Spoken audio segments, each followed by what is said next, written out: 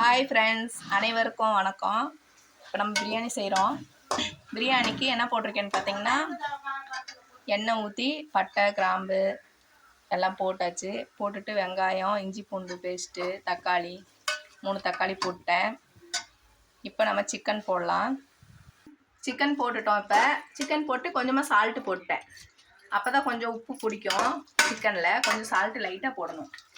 போட்டுட்டு ஒரு கிளறி விடுறேன். கொஞ்ச நேரம் சிக்கன் அப்படியே இருக்கட்டும். இப்போ சிக்கன் கொஞ்சம் வதங்கிடுச்சு. இப்போ வந்து நான் மசாலா போடுறேன். பிரியாணி மசாலா போடுறேன்.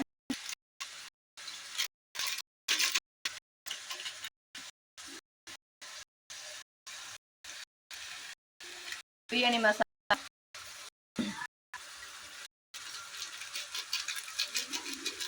5 டம்ளர் அரிசி, 1/2 கிலோ அரிசி இருக்கும். நான் வைக்கிறேன்.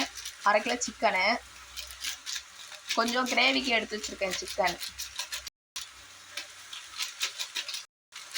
கொஞ்சம் ஆச்சி மசாலா, கொஞ்சம் மசாலா போடுறேன்.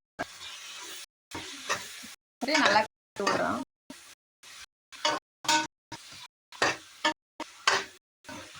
நல்லா விட்டாச்சு. இப்போ தேவையான அளவு வைக்கணும். தண்ணி வைக்கலாம். இப்போ நம்ம தண்ணி வச்சு அரிசியும் வச்சு, இப்போ வந்து நான் உப்பு சால்ட் ஆட் பண்ண போறேன்.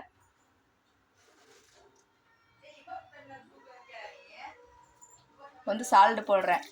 கல்லுப்பு தான் போடுறேன். நீங்க வேணா தூள் உப்பு போட்டுக்கோங்க. கல்லுப்பு போட்டுட்டு இப்போ புதினா மல்லியெல்லாம் க்ளீன் பண்ணி வச்சிருக்கேன். அதெல்லாம் போடுறேன். போட்டுட்டு நீங்கள் கேடு வேணால் யூஸ் பண்ணிக்கோங்க. நான் வந்து கேடு யூஸ் பண்ணல. ஏன்னா எங்கள் அம்மா சாப்பிட மாட்டாங்க தயிர். அதனால் நான் தயிர் ஊற்றலை. நீங்கள் தயிர் ஊற்றுனீங்கன்னா இன்னும் டேஸ்ட்டாக, செம டேஸ்ட்டாக இருக்கும் பிரியாணிக்கு. இப்போ குக்கரை மூடி வச்சிடலாம். அவ்வளோதான், பிரியாணி ரெடி. சிக்கன் பிரியாணி செம டேஸ்ட்டாக இருக்கும். ட்ரை பண்ணி பாருங்கள்.